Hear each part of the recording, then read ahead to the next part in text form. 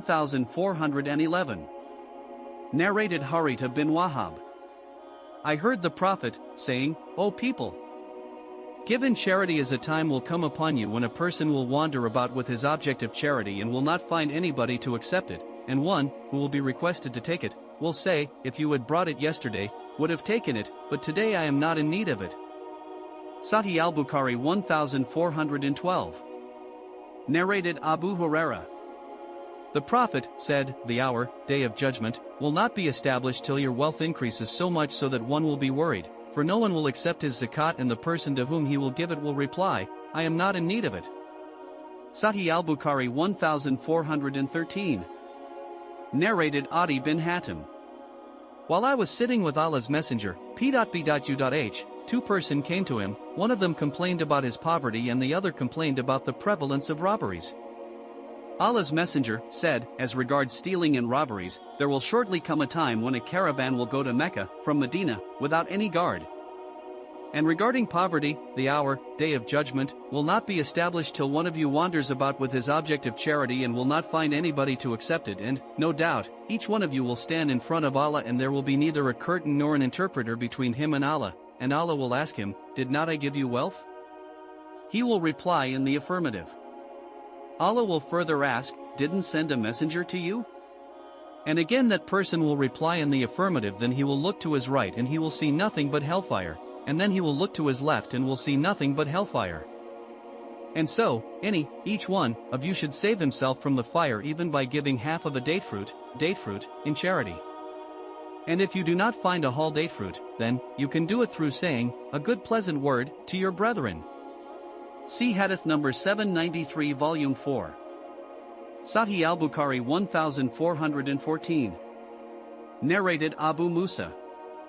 Thy Prophet, P.B.U.H., said, a time will come upon the people when a person will wander about with gold as zakat and will not find anybody to accept it, and one man will be seen followed by 40 women to be their guardian because of scarcity of men and great number of women.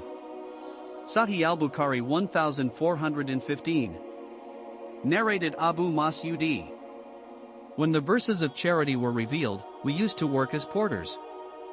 A man came and distributed objects of charity in abundance. And they, the people, said, he is showing off. And another man came and gave a small measure of food grains. They said, Allah is not in need of this small amount of charity.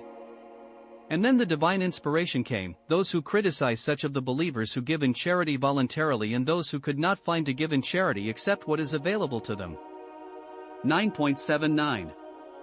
Sahih al-Bukhari 1416. Narrated Abu Mas'ud al-Ansari.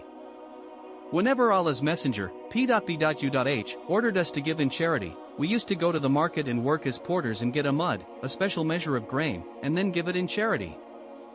Those were the days of poverty, and today some of us have 100,000.